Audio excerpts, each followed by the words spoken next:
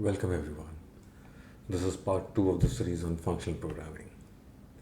In the previous video, I did set up the context that what this series is about and the methodology I'll use and the coverage.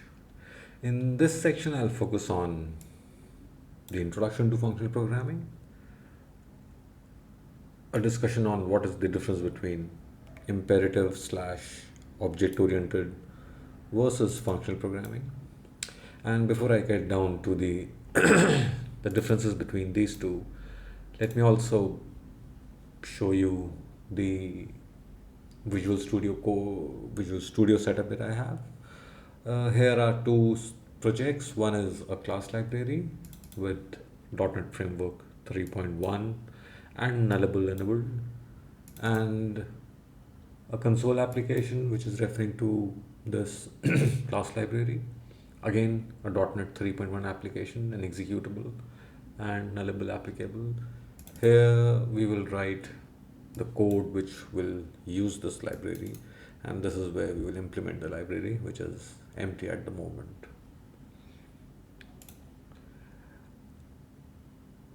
It's a fairly difficult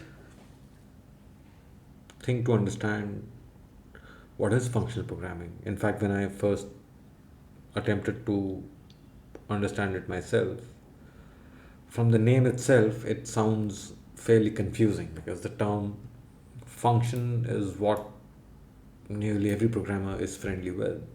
We write functions when we learn C, we write functions when we write C++, we write functions in Java, in JavaScript, and C Sharp. I mean, name a programming language, we practically write functions everywhere. And the visual I had in my head was that it has something to do with functions. As a matter of fact, yes, it has nearly everything to do with functions.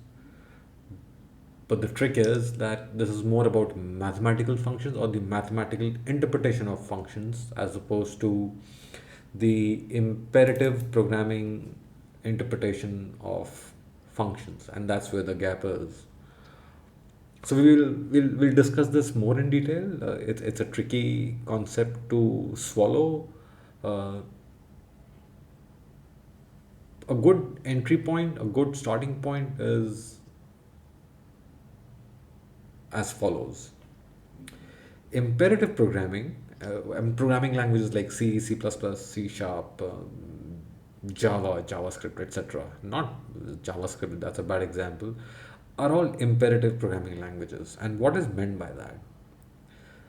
In short, basically, as a programmer, your focus is on how to get something done. The focus is on instructions. If something has to be done, how it has to be done. For example, uh, if you have to find max from a list, so let's write a silly program. Public, sorry, static in find max, and let's say int arr, and you will do something and return whatever is the max value, let's say 100. I don't know what the values in this array are, and how did we find 100 as the answer? Not the question right now. But the thought of an imperative programmer is to largely do something like loop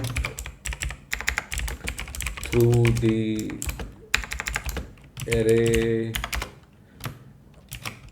initially assume a max. If new max is found, change max and return max.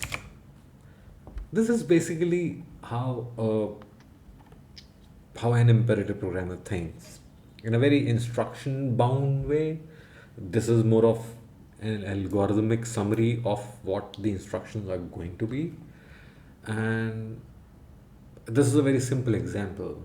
the entire application, end to end, complex applications which are very heavily focused on the system side of programming.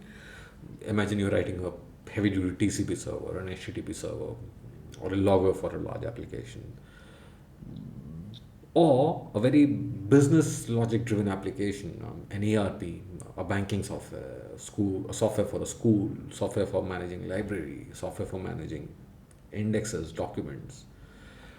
That's how the thought works. Instruction after instruction after instruction, and very little focus on what is to be done. Of course, what defines how, and how is then further coded by programmers or coders. And what we end up writing is just lines after lines after lines of instructions. Is there anything wrong with it? Depends. From a functional point of view, yes, there is a crazy problem going on there. And it's a tough question to answer that programmers like us, C programmers, C sharp programmers, C++, Java programmers, who have learned only to write instructions and perhaps define better functions,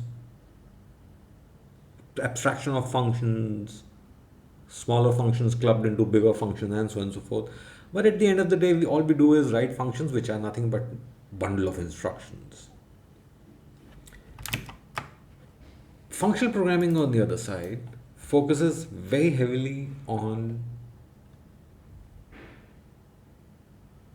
instructions, or in other words, intentions, that what is that you want, as opposed to how do you want what you want. So the sole intention while doing this is how.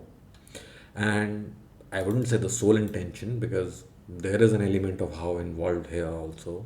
But there, a lot of time a programmer spends while writing functional program is on what, not how. So a very simple example could be, this is one approach, or you can use Link, Microsoft Link.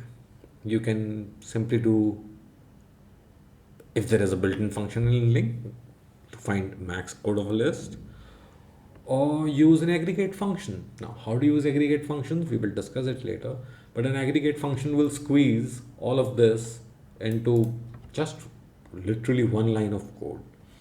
Uh, because finding max is more of an intention, finding average is more of an intention.